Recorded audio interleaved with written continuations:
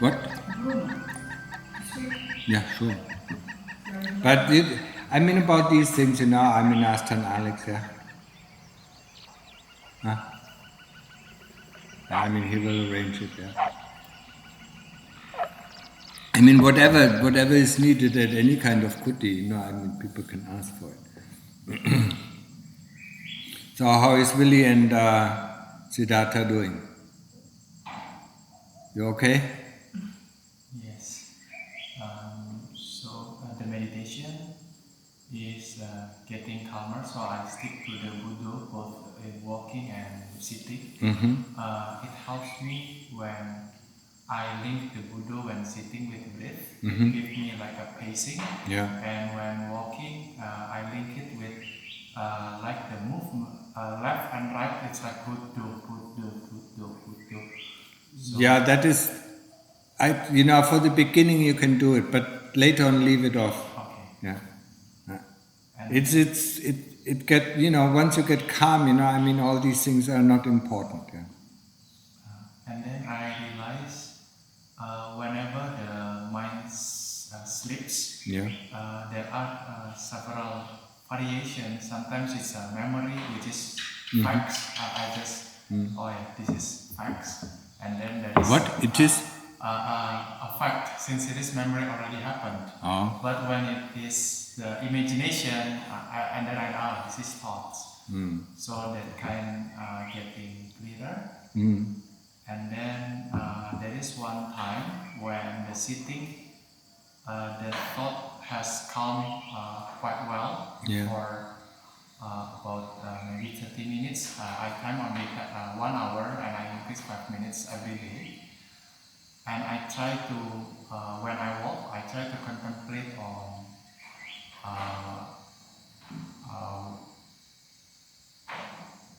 what you say, like nail, but it's very difficult, so I contemplate on just life, suffering, aging, that kind. But I don't really know, since I've never done it before. So what I want to ask, when would be a good time to switch to wisdom, and when should we go back to just a normal? For the moment, just get calm. Okay. Yeah. What you can do is, 1 hour, sometimes in the evening, when you do your evening walking meditation, then reflect about birth, old age, sickness and death. Yeah. Just see your life, just pass it by. Don't judge it. Yeah? Don't try to see the dukkha because you see the dukkha. Yeah? Just see it, when you're young, when you went to school, when you, even maybe when you learn to walk, when you learn to talk, just there, when I was 1 year old, what kind of memories come up, yeah? Maybe it comes up. Or you can go now from here, at your age, and go, last year, what happened last year? And then memory, and then what happened before that, and what happened before that, yeah? Go down to that, yeah? But I wouldn't do it more than 1 hour. The main objective now is to get the mind really calm, yeah? Until there are no more thoughts, until there are no more memories coming up. Until you have to first have, before you do wisdom, you have to have a place where you can rest and re-energize, recharge the batteries, yeah? Okay? Millie. For me,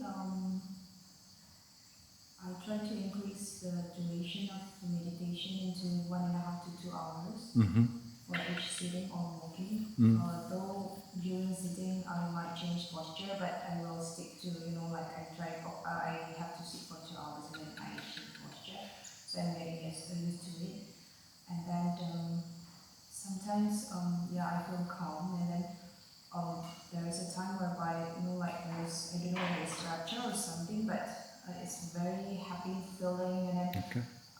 it makes me want to, like enjoy that kind of feeling. So I don't know whether I should go back to Buddha, and then, like ignore that feeling, or what should I do? No, you cannot ignore the feeling. The feeling is there. But you should stick with the Buddha, and then you will see the feeling gets more intense. Because the feeling comes because of the calmness of the mind. Okay. So if you go to, try it out for yourself. If you go to the feeling, I mean, it seems to be intense, but then it fades away. Because you take away the source of this feeling. The source of this feeling is the calmness. Yeah? And the calmness you reach through Buddha. Yeah? I mean, it's a mistake everybody does. Yeah? We instantly swatch to the feeling because it's so nice. Yeah? But it will increase, the intensity will increase if you stay with the Buddha. So, I mean, try it out. Yeah? Do it one time, you stayed with the feeling, and another time, I mean, the feeling is there, I mean, it is there. You just go on with the Buddha and see it becomes very intense. Okay? And then another thing is, because here I practice in a kind of natural environment, so I realized that the challenge is not only things inside, but also the weather, the insects, whatever is outside. So sometimes I'm not used to the heat or the insects or those kind of things. So should I, like focus on the Buddha, or I use that, that dukkha, that inconvenience as an object of contemplation? Sometimes yes, but not very often. Yeah? Don't do it, just like with him, I mean, the main objective is to get this calm, yeah? I mean, you notice when you are in this calm, nothing bothers you, yeah? So, I mean, it only bothers us when the mind is not calm, yeah? Yeah? But you come from Indonesia, I mean, it is hot there. Yes, but we seldom live, like outside. We live in the city, so we have the air conditioner and everything, like not really exposed to the sun. That's well, it's good to live in the nature, yeah. And against the insect, I mean, you can sit under a mosquito net, yeah. Just get a mosquito net if you don't have one, yeah, and then sit under it. Yeah? Because these are really a nuisance, yeah. For lots of people, when the mosquitoes are, yeah. So just get a mosquito net, sit under it, if you don't like it, yeah. And the rest of the things, I mean, just forget it. Just notice it, go back to the Buddha. Notice it, go back to the Buddha. Yeah. But it's good, I mean, the longer you do it, if you sit for 2 hours, I mean, you have to fight quite a few kilesas, yeah? And then especially pain also comes, yeah? That's what you can do is, when pain comes, you can investigate pain. I think I explained it last time, how to investigate. Where is pain? What is pain, yeah? Where does it rise? It is in the skin. Is it in the bones? Is it in the flesh? Is it in the tendons? And once you come close to the truth, it moves away. Or in the beginning, when you do it the first a few times and you're really interested in what is pain, it just disappears. And then you go back to the Buddha. Yeah? And don't switch too early. Yeah? As long as you can stay with the Buddha, don't investigate pain. But when it becomes difficult, then start investigating. What is pain? Yeah? We were running all our lives, we were running away from pain, yeah? When we have pain, we go to the doctor, please give us something. Or check, and then we get afraid, maybe you have this illness or that illness. Yeah? That's why we should investigate pain. Yeah? And this is something we can do while we do samatha. Yeah? That's the only exception. Yeah? We shouldn't switch to any investigation, even if you you do calm meditation and suddenly see your body floating in front of you. Just go back to the Buddha. It's not your time. You use it later on. Once the mind gets calm, once it gets calm easily, then we can start to do our investigation.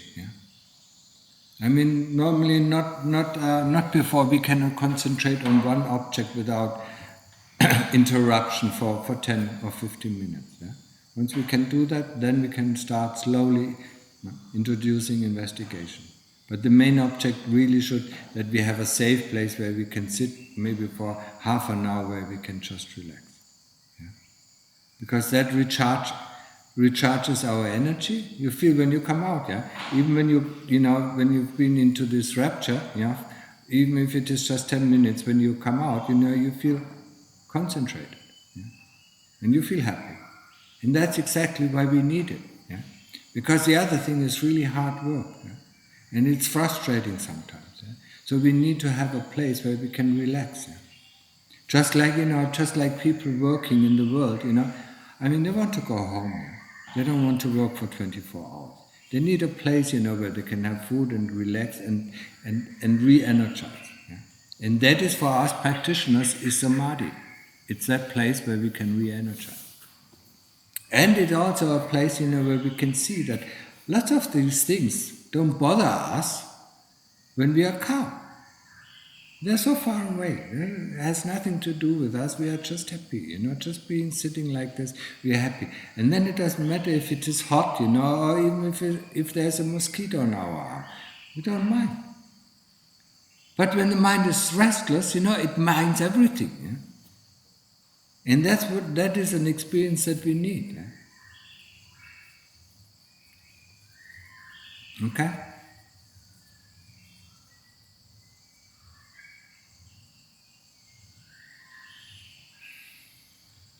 So, more questions?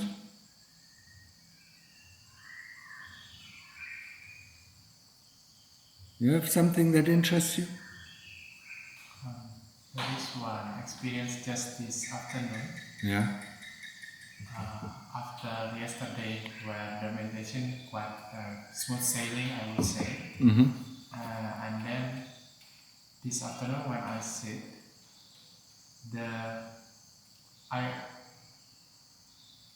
the imagination of foods, like this morning, I mean the plate, the red and greens, it's very vivid, like it is in front of me. Yeah. And then I've never experienced that kind of vividness. Mm-hmm. Yeah, that's really disturbed me. I keep reciting Buddha just to get rid of it. I keep getting faster, and it's like I want to eat. Yeah. Actually, it's very, very near. Yeah. That's the first time. So That can happen, I mean, that is actually, this kind of vividness where we see something, something from the past, or something right now, is that kind of vividness when we start investigating the body. So suddenly we see the nail, in front of our eyes and so vividly, So that is good, but for the moment just leave it away, And it's probably, because there was a feeling of hunger inside. That's why the kilesas bring up the plate of food, and then one wants to eat, Okay? All sorts of things will happen, and then, I mean, after a while one gets used to it, and just said, okay, forget it, Buddha.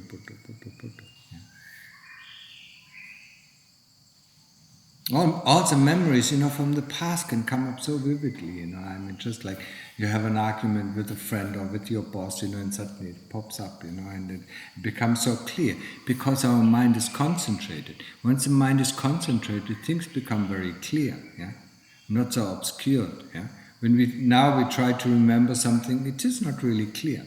But when we have that power of the chitta or the concentration, things become very clear, and we can see what really happened at that time. And that's why it is very useful. And I don't know if I told you, you know, that in the evening that you should do a reflection of what happened during the day.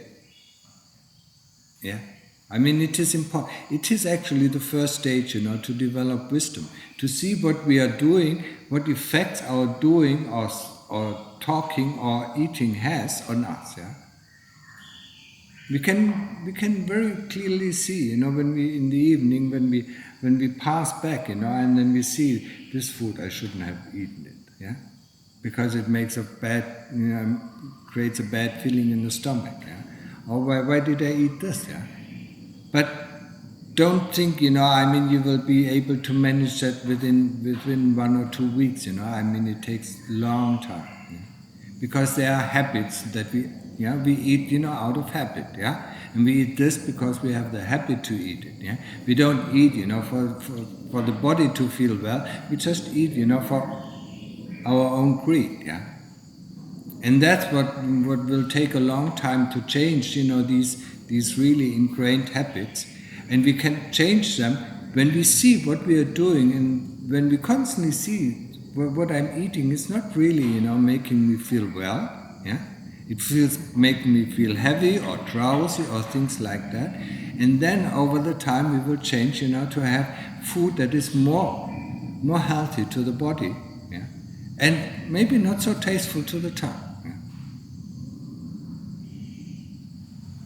And you will see what kind of effect, you know, your interactions, you know, between brother and sister, or, you know, or the interaction between the monks or other lay people have. Yeah? So, especially in the morning when you arrange the food. Yeah, I mean, look at these memories very closely, but don't judge them. Yeah? Don't say it's good or bad. Just watch them. It is, you know, I mean, this reflection is just like opening the heart and see what you're doing, see what you're doing, see what you're doing. Yeah, it has to learn, because we closed off our heart, you know, a long time ago, and it doesn't see anymore. What we see is, you know, what we think we see. But when we are calm, you know, and the mind is calm, and we just bring up this memory without any judgments, yeah, then the heart can see. Okay? So, what did Michelle experience in Burma? Very cold, very cold. Actually, it's 15 degrees, 14, 13 in the morning. Yeah? Yes? And we are in summer. No, it's not. It's yeah. But I mean, that is quite north, you know. Chiang Mai is also, you know, it's already north, yeah. And if you go up north, you know, I mean, it is just like Greece. It's not summer, yeah. The summer will then come in July, yeah. Then it gets warmer. But so you have a good opportunity to investigate what is cold. Well, I couldn't go in the cave because it was too cold. And but the cave is normally warm. It's not deep. It's it's not deep enough. There is only a little room, a little square up where he was, day and night without sleep. But it's like that, you know. And I cannot sit like that day and night. I cannot. So I give up. No, I mean, you have to have at least a 50 meter deep cave, you know, in order, yeah. I mean, you will see in the beginning of the cave, I mean, the atmosphere is just like the outside, you know, it becomes hot, you know, 5 or 10 meters, yeah. But when you go deeper into, you know, 15, 20 meters or 30 meters, it is the same temperature. When it's cold outside, it is, you know, around 20 degrees, and that is very comfortable. That's why, you know, monks love to live in caves, yeah. Because all year round, you know, when it's hot outside, it is cool. When it is cold outside, it is warm. But anyway, you know, that is hopefully not your only experience you have, you know. Well, it was quite challenging because Buddhists in Burma, well, I was in a quite secluded place, but for what I have seen, no bondage, no limit. No what? No bondage, no limit. But no limit. Full of monks and nuns everywhere, having a very worldly life in the market, having money, receiving money, doing, and all over the place. Very strange. No, it's not strange. It's just the time, the times are changing, and you will see the same thing happening, here in Thailand. There are only, wherever you go, there are only a very few monasteries, that keep strict to the rules, yeah? And especially the areas that are open for Westerners in Burma are where monks live, just like lay people. Where I was, it's open, but there are nearly no Westerners, No what? No Westerners. No Westerners. But still, they are lay people.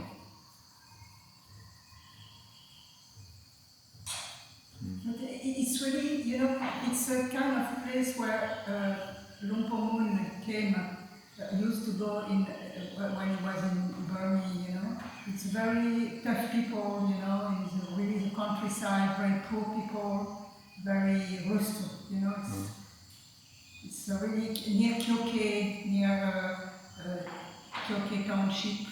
And, I have no idea. I've never been to Burma. Really very, as Kanagamun was meeting people very, not.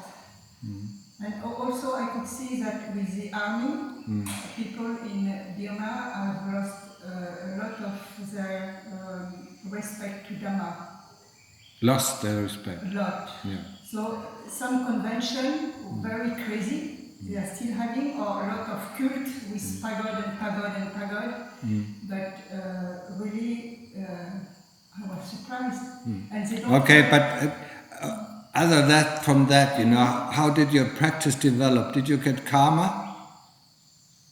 I really had to stick to my determination, and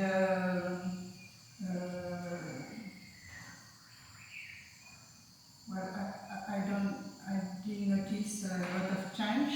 If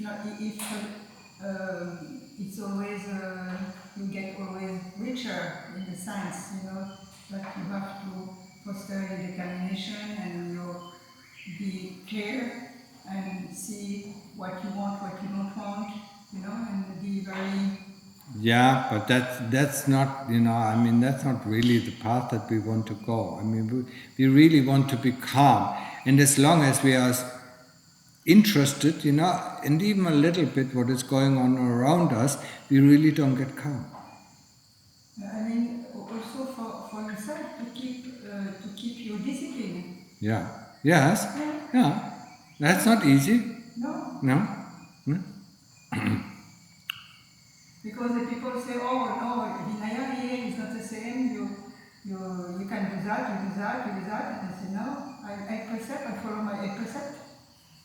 For me, there are no other 8 precepts. Yeah, that's why it is important, for people who really seriously practice, find a monastery, that is okay. Where you don't have to fight, other people's opinion that this is okay or that is okay. Yeah. But actually, it's not really a monastery, it's very strange, but it seems that... Anyway, so, you have your experience, yeah. Yeah, but it was an enrichment anyway. Well, here here you shouldn't be able to complain about anything then except yourself, yeah? Because the circumstances here in this monastery are perfect, for practicing, yeah? And the only limit that we have is ourselves, yeah? We don't like this, we don't like that, this should be better, that should be better. That's the limit, That's the interest where we go outside instead of inside. Just accept the things as they are. I can't see any complaints about this monastery and how it is run, yeah? It's perfect for practice, and of course, the world is not perfect for us. It is only perfect when our heart is perfect, yeah? It's amazing when the heart is perfect, Yeah? I mean, all these things really doesn't matter to. I mean, we try to have a view or perspective of how perfect place of practice should be. And then we run through all of the world and we don't find it. Because of our views and opinions, how should this place be? Yeah? But our heart tells us, this is the right place, and now we have to go inside. And going inside is not an easy thing to do. Yeah? I mean, everything, you see the thoughts coming up, I need to do this, I need to do that, it would be nice if it would be like this. Or even worry now, when is my house being sold, or worrying about the visa, or things like this, Keep it down to a minimum, When your visa runs out, then you worry about it. Yeah? A week before. And before that, say it's not your time. Well, actually, the problem is before there is a lot of administrative paper and things to do, and it's really... Of course, sometimes there is, but, worrying about these things, worrying about these things, doesn't make the mind calm. Yes, you do. Constant. Yeah. Yes. Even complaining about it, means there's an ill will towards these things. Yeah. If there's something necessary, for instance, people, eat a lot of food, and then they complain, that they have to go to the toilet. Yeah. If you want to live in this country, we just do it as we are asked to do, fill out these forms, when they're finished. But if you have some, if you complain about it, that means we have some ill will towards it. Yeah? Whatever is necessary, we just do. Yeah? That is the way, how to see, how to calm down one's mind. Yeah? When it's raining, we can complain, how I get all wet, instead of, opening an umbrella, and then just going. Huh? You understand?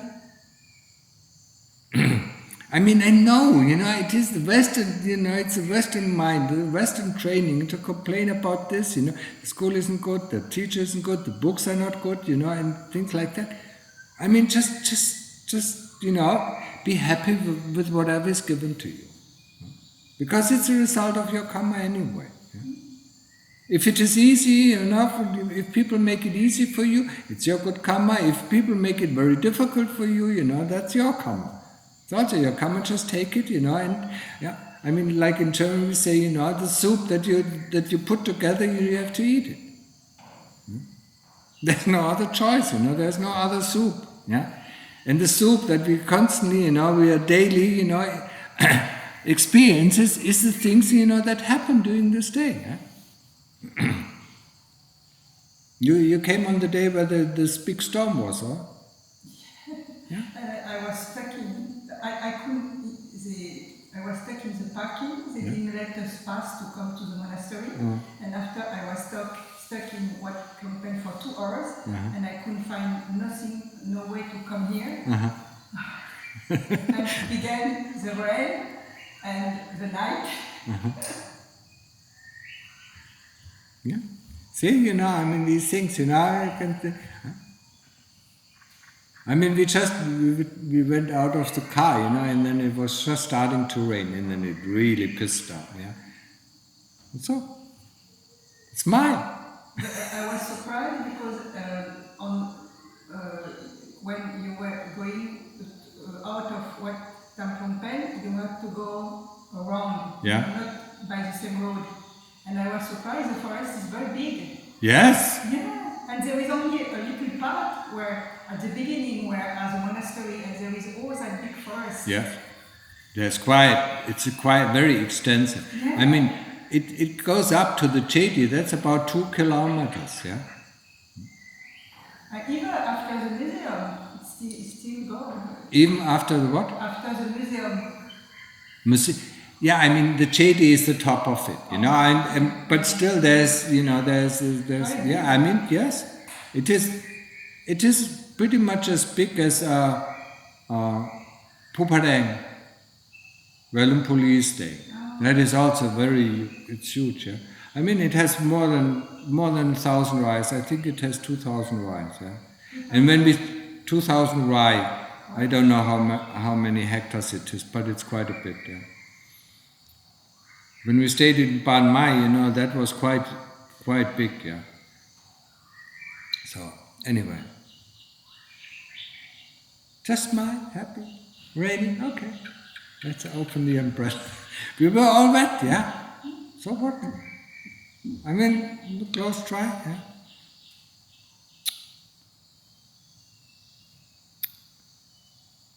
So, any interesting questions? Any questions about practice? Yeah. I want to ask another question. I listened from one of your Dhamma talk in the MP3. It's talking about listening to Dhamma talk with your chitta. Yeah. So but I don't really understand what it means. And then you said that it means you shouldn't, really think or investigate what it's talking about. So I still don't get it, because sometimes after I listen to the talks, then I get motivated or sometimes excited. It gets on the mind because I was thinking about the talk. So I just... That is also okay, yeah.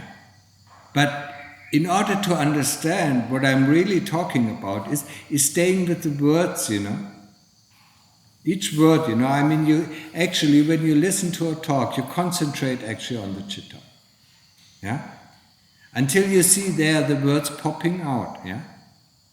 You remember last time I said, actually, the chitta knows the word before it actually comes to the ear.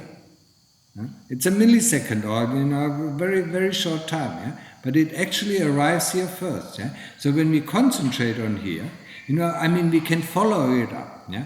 When we start to think about it, we don't catch half of the sentence. Yeah? That's the whole idea.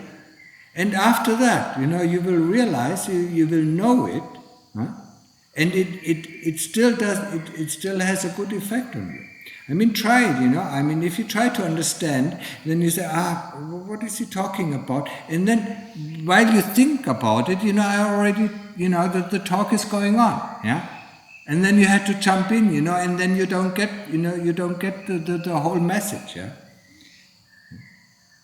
So, also, the same thing, try it out, yeah? Try to listen to it in a normal way, and then try to listen to it just staying there. Yeah? Concentrate here, until you see really the words popping up.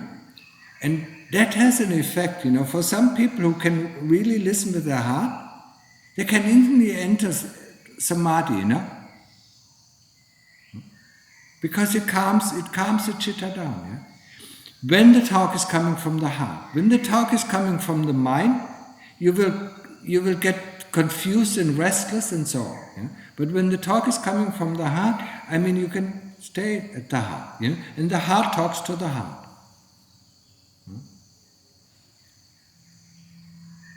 So I can't listen. When I listen to a Dhamma talk, I instantly know, when I can stay here, that it's just Dhamma. Yeah?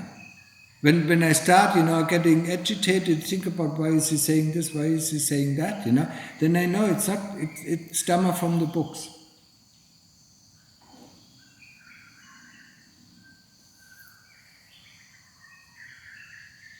Okay? Try it out, yeah? See how it works for you, yeah? It is very difficult. Yeah? I don't say it is easy, yeah? And Nukta Mahaboa, also, when you first heard his first teacher, telling him, Dhamma is coming from the heart. Yeah? Then he said, no, it's not coming from the heart, it's standing there in these books, because he was taught, he was learning these books. Yeah? But the teacher said, no, it's coming from the heart. Yeah? He said, no, it's not coming from the heart, it's coming there, it's standing there in the books. Yeah? It says there in the books. Yeah? Until he realized, and that's the same. I just repeat, what Lungda Mahaboa says. Stay there at the heart, listen to the heart, yeah, and you will become very calm. And sometimes, you will see the chitta, you're moving around, and when it is the right time for you, and then investigating itself around this subject that the speaker is talking about. But it's never going up in the mind. It's always there.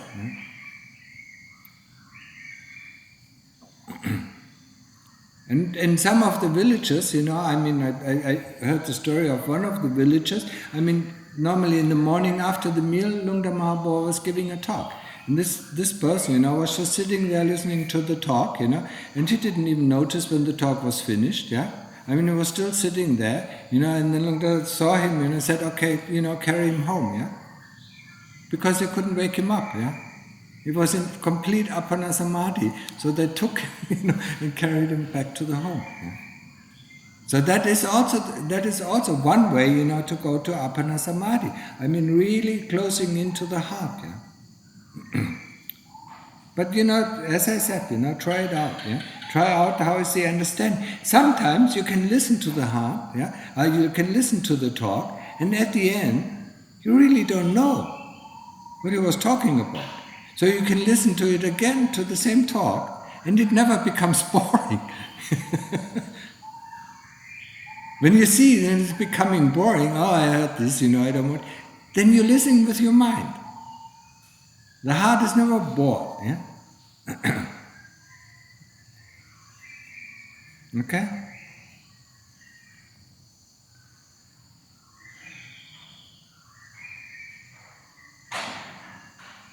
So,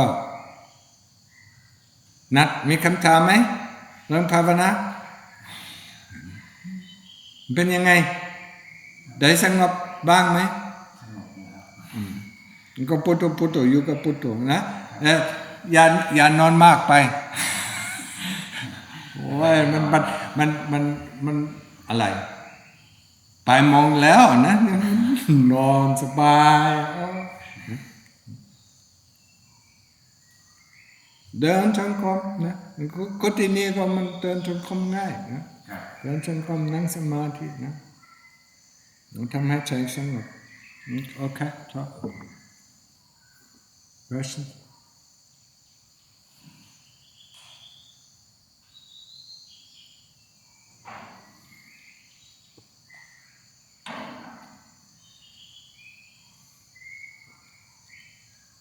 Now all the preparations for the cremation are gone.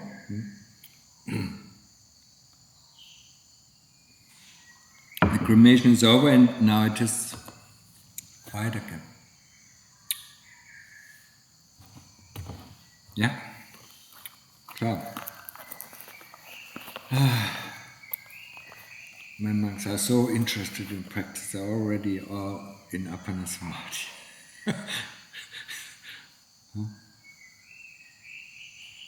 Don't let the chitta out. Flying. It's flying out. Keep it. When it flies out, just bring it back. That's where we need to put the effort. Just bring it back. And if you sleep too long, it is very difficult to get chitta calm. So 4 hours is enough, 4 hours is enough. Maximum 5 hours. Everything else is too much. And when you wake up, everything is so difficult. When you wake up after 4 hours, you feel, okay, energized.